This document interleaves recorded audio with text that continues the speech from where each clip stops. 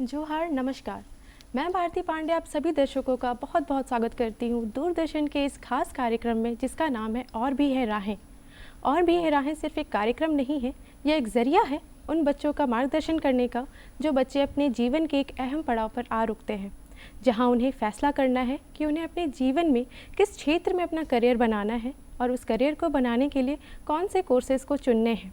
इसी में मदद करता है दूरदर्शन का यह कार्यक्रम और भी है राहें, जिसमें हम आपको हमेशा नई राह के बारे में बताते रहते हैं। इसी सिलसिले में आज के हमारे सेगमेंट का टॉपिक है career opportunity in the hospitality industry, यानी आतिथ्य उद्योग में करियर की संभावना। आज के इस सेगमेंट में हमारे साथ जो एक्सपर्ट जुड़े हैं वो हैं मिस्टर रवि श्रीवास्तव सर, जो IHM कॉलेज रांची के सीनियर लेक्चरर हैं। तो चलिए हम जानते हैं आज के टॉपिक के बारे में, चर्चा करते हैं हमारे एक्सपर्ट के द्वारा। सबसे पहले सर, मैं आपका इस शो में बहुत बहुत स्वागत करती। Thank you. जोहार। जोहार सर, सबसे पहले हम यह जानना चाहेंगे कि जैसे हमारा टॉपिक है हॉस्पिटैलिटी इंडस्ट्री में करियर की संभावना, तो सर हम हॉस्पिटैलिटी इंडस्ट्री शब्द से क्या समझते हैं? देखिए, हॉस्पिटैलिटी जो है ये आतिथ्य सत्कार है बेसिकली। और शुरुआत में इस तरीके से आपको बताने, इस दर्शकों के लिए आपके मैं बताना चाहूँगा कि हॉस्पिटैलिटी को इस तरह से समझने की ज़रूरत है कि जैसे केवल होटल्स और रेस्टोरेंट तक लोग समझते हैं कि हॉस्पिटैलिटी सीमित है, जबकि इसका दूसरा पहलू ये है, बहुआयामी है ये क्षेत्र। जब आप 35,000 की फीट की ऊंचाई पे उड़ के हवाई जहाज़ में जब आप जिस सेवा का आनंद लेते हैं, है ना, जैसे क्रूज़ लाइन में आप जब चल रहे होते हैं और जब आप यादें बना रहे होते हैं, होटल्स में जा रहे होते हैं फैमिली के साथ में, फॉर दैट मैटर किसी पर्यटन स्थल पे अगर जा रहे होते हैं और अच्छी यादें बनाते हैं, मनोरंजन करते हैं, फैसिलिटी मैनेजमेंट करते हैं, किसी इवेंट को प्रोग्राम को सक्सेसफुल बनाने का काम करते हैं, ये क्रूज़ लाइन में, तो ये सारी की सारी चीज़ें हॉस्पिटैलिटी का हिस्सा है। उसको थोड़ा सा मैं ऐड ऑन कर दूं आपको, इसके ऊपर में हम ऐड ऑन कर देते हैं कि देखिए, हॉस्पिटैलिटी को तो हम बेसिकली कहते हैं कि अम्ब्रेला कैसा काम करता है ना, छाते कैसा काम करता है, जिसके बहुत सारे स्पाइक्स हैं। उसमें से एक स्पाइक जैसे होटल हो गया, क्रूज़ लाइन हो गया, रेस्टोरेंट्स हो गया, क्लाउड किचन आजकल बहुत चला हुआ है, ये हो गया, ऑनलाइन फूड डिलीवरी चला हुआ है, एयरलाइंस एविएशन सेक्टर हो गया। तो ये बहुत ही वृहद फील्ड है। Tourism and hospitality field in fact आपको थोड़ा बताना चाहेंगे, इंडिया के GDP में बहुत मेजर कंट्रीब्यूट करता है। In fact 6 to 7% contribution as of now India के GDP में इसका कॉन्ट्रीब्यूशन है, भारत के सकल घरेलू उत्पाद में पर्यटन और आतिथ्य क्षेत्र का जी। तो इस बात से आप अंदाज़ा लगा सकते हैं कि कितना बड़ा ये क्षेत्र है। तो ये मेरे साइड से आपका हॉस्पिटैलिटी के लिहाज से समझाना। हॉस्पिटैलिटी इंडस्ट्री के क्षेत्र में किस तरह के बच्चे अपना करियर बना सकते हैं? क्या उनमें कोई स्पेशल स्किल, सॉफ्ट स्किल या इंटरेस्ट होना चाहिए? देखिए, हॉस्पिटैलिटी बेसिकली क्या है कि 12वीं पास अगर कोई बच्चा है तो उसके अंदर में 12th पास होना चाहिए बच्चे को। एक नोडल बॉडी है National Council for Hotel management, ministry of tourism के अंदर ये एक ऑटोनोमस संस्थान है, नोएडा में इनका हेड ऑफिस है। इनके अंदर ये पैन इंडिया में जितने भी IHMs चल रहे हैं, जिस संस्थान से मैं भी आता हूँ, institute of hotel management Ranchi, तो ये भी इससे एक संबद्ध है, एफिलेटेड संस्थान है। ये एक जॉइंट एंट्रेंस एग्जामिनेशन कराती है हर साल अखिल भारतीय स्तर पे, जिसका कंडक्ट नेशनल टेस्टिंग एजेंसी कराती है जी। इस साल ये परीक्षा जो है वो 27 अप्रैल 2025 को शेड्यूल्ड है।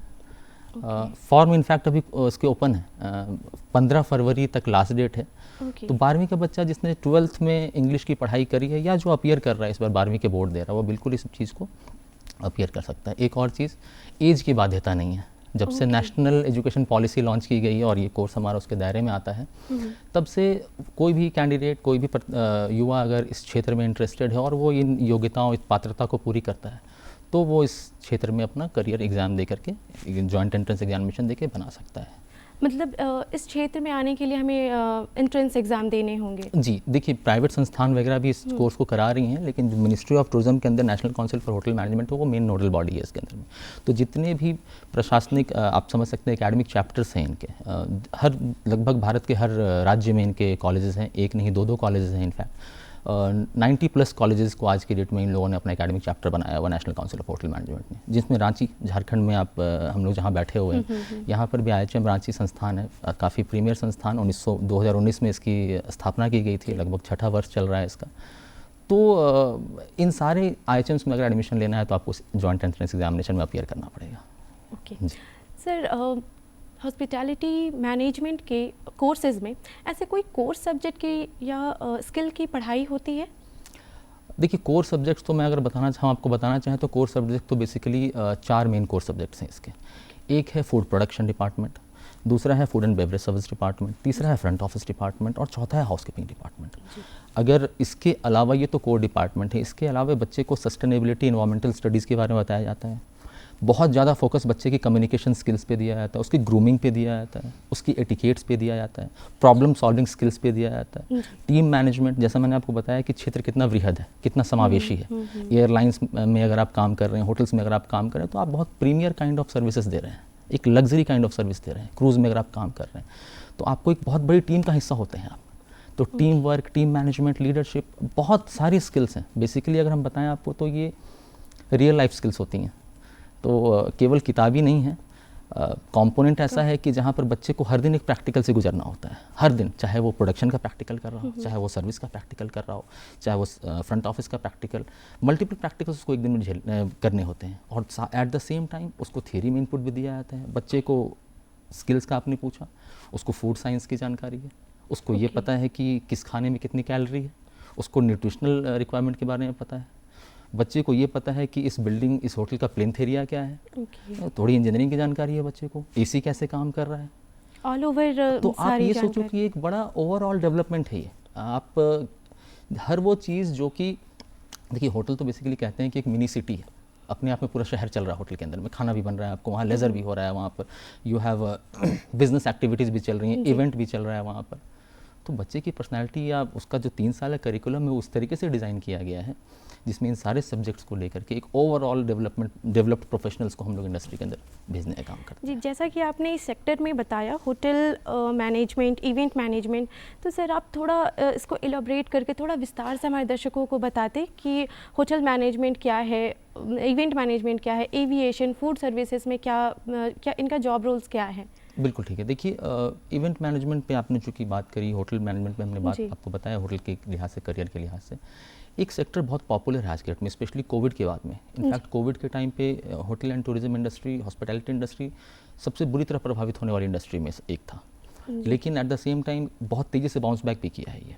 रिसेंट डेटा आपको बताना चाहूँगा मैं आपको, जैसे वर्ल्ड इकोनॉमिक फोरम का भी हाल फिलहाल ही 2024 का डेटा है।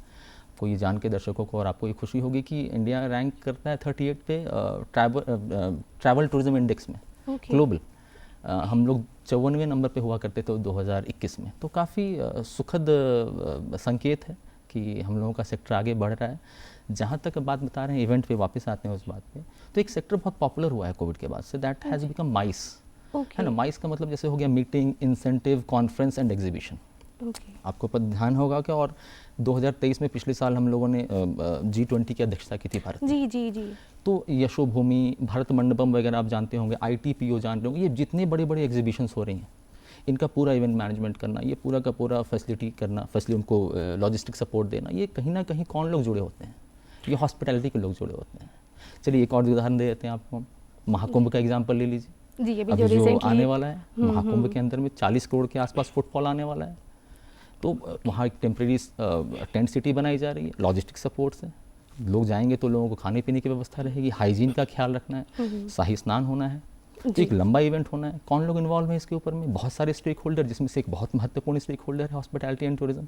उत्तर प्रदेश टूरिज्म, IHMs के बच्चे, प्रोफेशनल्स, ये सारे के सारे उसमें जुड़े हुए हैं इस इवेंट को सक्सेसफुल बनाने के लिए। तो आप हॉस्पिटैलिटी को अलग नहीं कर सकते हैं किसी भी सेक्टर से, अगर आप इस मामले में देख के आते हैं तो। जैसा कि आपने एक शब्द बोला, एंटरप्रेन्योरशिप और स्टेक होल्डर, तो क्या इस क्षेत्र के बच्चे एंटरप्रेन्योरशिप का भी अवसर उन्हें मिल सकता है? देखिए इस चीज़ को आप इस तरह से देखिए कि प्राइमरली जो इंडिया का हॉस्पिटैलिटी सेक्टर है या किसी भी देश का, वो 2 सेक्टर्स में बटा हुआ है, एक है ऑर्गेनाइज्ड, एक है अनऑर्गेनाइज्ड। ऑर्गेनाइज्ड के अंदर में बेसिकली जो आप ब्रांडेड होटल्स जान रहे हैं या ब्रांडेड हॉस्पिटैलिटी जान रहे हैं, जैसे आपका IHCL ग्रुप हो गया जो ताज ग्रुप ऑफ होटल्स रन करता है, टाटा ग्रुप पेरेंट कंपनी है उसकी, EIH हो गया ओबरॉयज़ ग्रुप के होटल्स जो रन करता है, सिमिलरली आपके रेडिसन ग्रुप हो गया और ये सब जो रन करते हैं। दूसरा एक कैटेगरी आती है होम स्टेज़ की, आजकल बहुत पॉपुलर है। आज के डेट में जो एडवेंचर टूरिज्म चला हुआ है, आज के डेट में जो लोग एक्सप्लोरेशन करते हैं, युवा आज के डेट में जो एडवेंचर टूरिज्म पसंद करते हैं, तो वहाँ पर आपको ये जो जगहें हैं आपकी, होम स्टेज़ हो गया, लॉजेज हो गए, इनफैक्ट स्टैंड अलोन रेस्टोरेंट्स, तो एंटरप्रेन्योरशिप की तो ये एक ओशन ऑफ अपॉर्चुनिटी प्रोवाइड करता है आपको। हमारे बहुत सारे साथ के जो लोग हैं वो लोग अपना खुद का रेस्टोरेंट्स, इनफैक्ट एक एंगल मैं आपको यहाँ पर ऐड ऑन करना चाहूँगा। देखिए एंटरप्रेन्योरशिप के लिहाज से एक बहुत अच्छा कॉन्सेप्ट आज की डेट में बहुत पॉपुलर है, इनफैक्ट दर्शकों के लिए हम बताना चाहेंगे इस चीज़ को, क्लाउड किचन का। आप जानते होंगे आज की डेट में जो फूड डिलीवरी का आप देख रहे हैं, ये बिरयानी बाई किलो और ये सब जो आप जान रहे हैं, तो यहाँ पर इनका कोई फिजिकल स्टोर नहीं है, लेकिन बड़ी सक्सेसफुल बिजनेस मॉडल को एक्सेप्ट किया है इन लोगों ने, अडॉप्ट किया है। तो ये एंटरप्रेन्योरशिप का एक क्लासिकल एग्जांपल है, minimum investment maximum return.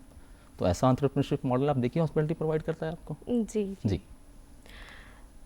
Bharat देश में हॉस्पिटैलिटी इंडस्ट्री की नौकरी बाज़ार की तुलना विदेशी देशों में कैसे कर सकते हैं? देखिए भारतीय युवा जो हॉस्पिटैलिटी की अगर हम बात करें तो ये तो हमारे डीएनए में कल्चर में है। इस बात को तो आप मानेंगे कि अतिथि देव भव का तो हम लोग बचपन से ही सब लोग सुनते आते हैं, है ना। घर में जो मेहमान नवाजी होती है, चाहे वो मध्यम वर्गीय परिवार हो गया, चाहे वो lower middle class, upper middle class, तो अतिथि के लिए हम लोग बढ़ चढ़ के ही करते हैं। सिमिलरली अगर प्रोफेशनल वर्ल्ड की बात करें तो भारतीय युवाओं की डिमांड तो ग्लोबली है, ठीक है। मैं जैसे अगर आपको हम पिछला डेटा बताते हैं, इनफैक्ट डेटा जो आपके हमारे रांची से ही बिलोंग करता है, एचएम रांची की बात कर रहे हैं आपको, तो हमारे यहाँ आप देखेंगे तो अब्रॉड में जो प्लेसमेंट्स हुई हैं हमारे यहाँ, जैसे यूएस वगैरह बच्चे प्लेस हुए हैं, तो 24 लाख का स्टार्टिंग सैलरी उनको लगा, मतलब मैं एनुअल की बात कर रहा हूँ, पर एनम की बात कर रहा हूँ। एंड देन अगर आप देखते हैं इंडिया के अंदर में तो लगभग 8 लाख का आपको स्टार्टिंग सैलरी लगता है नॉन होटल्स में। ब्रांडेड होटल्स लाइक ताज वगैरह जो प्रोग्राम ऑफर करते हैं मैनेजमेंट ट्रेनिंग्स वगैरह का, या सोडेक्सो जैसा एक बहुत बड़ा ब्रांड है फैसिलिटी मैनेजमेंट का, हमारे यहाँ कैंपस प्लेसमेंट के लगभग 6 लाख की स्टार्टिंग सैलरी वहाँ पर बच्चे को लगती है। तो आप देख पा रहे हैं कि रेंज जो है वो लगभग मैं कह सकता हूँ जो हमने अनुभव किया है इस चीज़ को, तो लोअर से लोवेस्ट हम लोगों ने देखा है लगभग 20,000 के आसपास जा रहा है, और हाईएस्ट तो आपको हमने बता ही दिया 50,000 60,000 मंथली, और नियर अबाउट 24 लाख का आपको अब्रॉड वगैरह में जो यहाँ से प्लेसमेंट हुई है।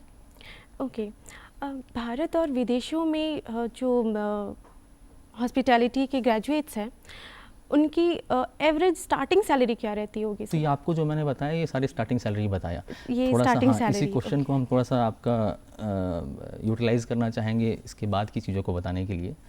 अनुभव जब आपको हो जाता है तो स्काई इज द लिमिट, है ना। आप साल 2 साल 3 साल 4 साल काम कर लेते फिर तो स्काई इज द लिमिट।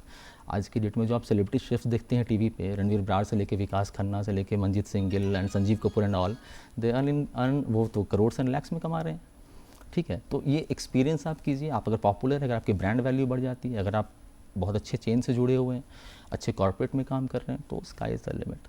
देर ऐसे भी लोग हैं जो कि 5 साल 6 साल का अनुभव लेने के बाद से इंडिया के अंदर की बात बता रहे हैं आपको, हम लाख प्लस तनख्वाह विड्रॉ कर रहे हैं आज की डेट में। स्टार्टिंग सैलरी ये एक्सपीरियंस के बाद स्टार्टिंग तो आपको हमने बताया जैसे कि 3 लेवल से बच्चा स्टार्ट कर सकता है इस पूरे करियर को।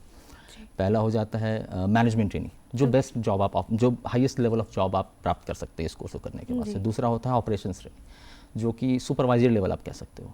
तीसरा होता है एंट्री लेवल की जॉब, जो कि आप कह सकते हैं कि स्टार्टिंग लेवल की जॉब है वो। तो मैनेजमेंट ट्रेनिंग वो पोस्ट होती है जहाँ पर आप प्रबंधन वर्ग की ओर जाते हैं जी। आप कंप्लीट करने के बाद से जैसी कंपनी की पॉलिसी, आप असिस्टेंट मैनेजर बनते हैं, मैनेजर बनते हैं, सीनियर मैनेजर बनते हैं, डिप्टी जनरल मैनेजर बनते हैं, जनरल मैनेजर बनते हैं, और फिर धीरे धीरे कंपनी में और आगे लैडर पे चढ़ते हैं। सुपरवाइजरी स्किल्स के अंदर में आप सुपरवाइज़र होते हैं, कैप्टन होते हैं, शेफ द पार्टी होते हैं, और फिर धीरे धीरे जैसे डिपार्टमेंट्स आपके वो बढ़ते हैं। एंट्री लेवल पे आप कॉमीज से स्टार्ट करते हैं, ये बेल बॉयज से स्टार्ट करते हैं। तो सैलरी रेंज जो आपको मैंने बताया 18-20 हज़ार रुपये, वो आपको मैंने बताया एंट्री लेवल के लिहाज से। और जो आपको हमने बताया स्टार्टिंग की बात कर, जो आपको हमने बताया कि लगभग 50,000 महीने की सैलरी जो स्टार्ट, वो मैनेजमेंट ट्रेनिंग के लेवल से बताया। तो ये एक्चुअली में बच्चों की प्लेसमेंट हमारे यहाँ से जो हुई है उस बारे में।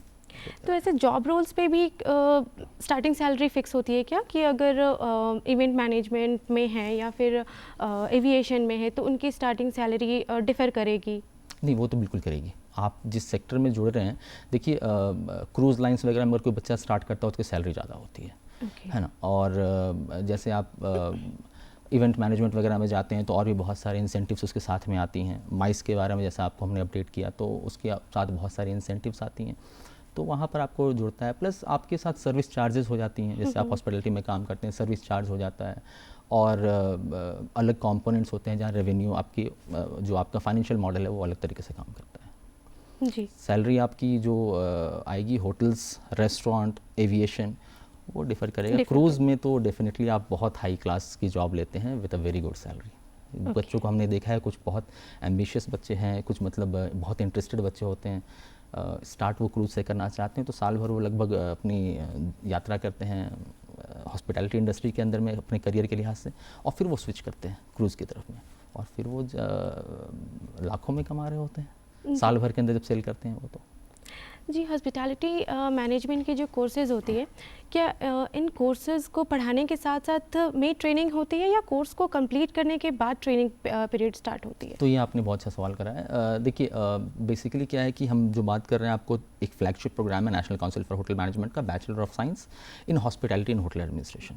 ये इसकी जो डिग्री होती है जो बच्चा कंप्लीट करता है, इसको Jawaharlal Nehru university JNU new Delhi, वहाँ से इसकी डिग्री बच्चे को मिलती है। तो ये बेसिकली 6 सेमेस्टर्स का कोर्स है, 6 सेमेस्टर में ये बटा हुआ है, और तीसरे और चौथे सेमेस्टर में, दैट मीन्स अगर इसको ईयर वाइज देखते हैं तो लगभग सेकेंड ईयर में बच्चे को ट्रेनिंग का मौका मिलता है। तो 17 सप्ताह की ट्रेनिंग होती है, 17 वीक्स की, और बच्चे को एक प्रीमियर 5 स्टार कैटेगरी के होटल में भेजा जाता है, जहाँ पर वो best of the services, luxury premier services क्या एक्सपेक्टेड है आपसे जब आप प्रोफेशनल वर्ल्ड में अपने कदम रखें, उन सब चीज़ों को देखता है।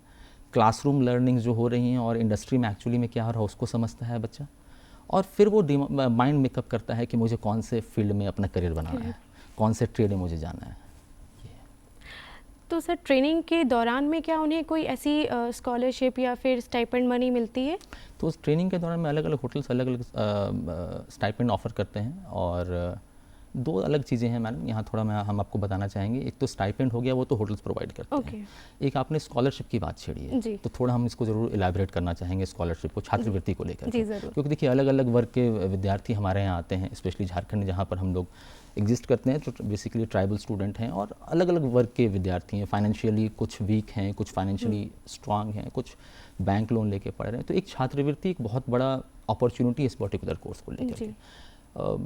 हर वो नेशनल स्कॉलरशिप पोर्टल जो आपका केंद्र सरकार के तहत आता है या झारखंड सरकार के तहत जो ई-कल्याण स्कॉलरशिप जिसको हम कहते हैं, तो ये स्कॉलरशिप एप्लीकेबल हो जाती है। बच्चा हमारे यहाँ पढ़ता है, इनफैक्ट हमारे यहाँ बहुत सारे बच्चे ऐसे हैं जो कि स्कॉलरशिप का लाभ उठा रहे हैं और आज उन्होंने अपना अच्छा करियर मुकाम हासिल किया हुआ है। तकरीबन 2-3 बैचेस जो हमारे यहाँ से पास आउट हुए हैं यार, और भी बहुत सारे बच्चे अभी जो पढ़ रहे हैं, स्कॉलरशिप का भरपूर फ़ायदा उठा रहे हैं वो लोग और अपना करियर बढ़ा रहे हैं, क्योंकि कभी भी फाइनेंशियल बर्डन उनके ऊपर, इस बात को हम लोगों को मानना पड़ेगा कि फाइनेंशियली ब्लेस्ड हर आदमी नहीं होता है। आप और हम ब्लेस्ड हैं कि हम यहाँ बैठे हुए हैं, लेकिन फाइनेंशियली हर बच्चा इतना प्रिविलेज नहीं होता है कि उसके पास पैसा बहुत या माता पिता ने उसके ऊपर इतना अर्न किया हो कि वो लगा सकें।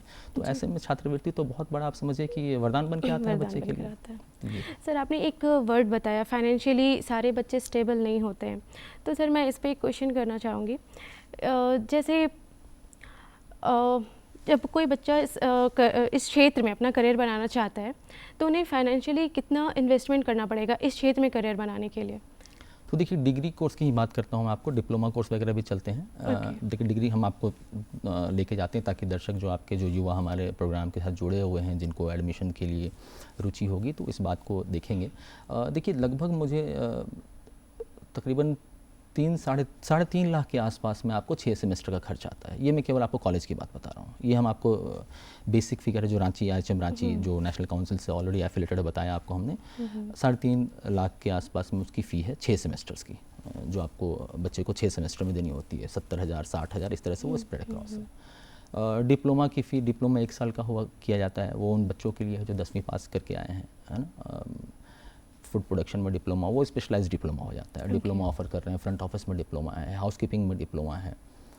तो डिग्री कोर्स के लिहाज से आप समझिए कि लगभग 3.5 लाख आपको कॉलेज का खर्चा आता है, प्लस अगर बच्चा हॉस्टल लेता है तो हमारे यहाँ जो चार्जेस हैं वो आपको 30,000 रुपये पर सेमेस्टर है, मतलब 3.5 लाख 1.5 लाख रुपये हो गए 5 सेमेस्टर। जैसा हमने आपको बताया, 1 सेमेस्टर बच्चा ट्रेनिंग पे रहता है तो 1.5 लाख हो जाता है। तो मिला जुला के आप समझिए कि तकरीबन 5 लाख के आसपास में बच्चे को ये खर्च पड़ जाता है, केवल पढ़ाई और रहने के खर्चे की बात बता रहे हैं आपको। जी, जैसे फाइनेंशियली सारे बच्चे स्टेबल नहीं होते हैं, कुछ बच्चे चाहते हैं कि हम अगर 10th पास आउट करके इस करियर में अपना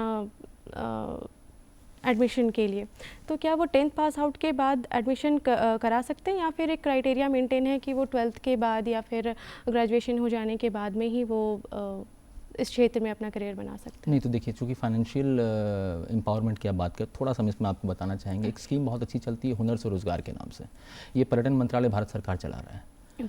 अब ये इस तरीके का स्कीम है जहाँ पर बच्चे को फ्री ऑफ कॉस्ट पढ़ाया जा रहा है, उसको स्किल बनाया जा रहा है और उसको मुख्य धारा में जोड़ा जा रहा है समाज के साथ में।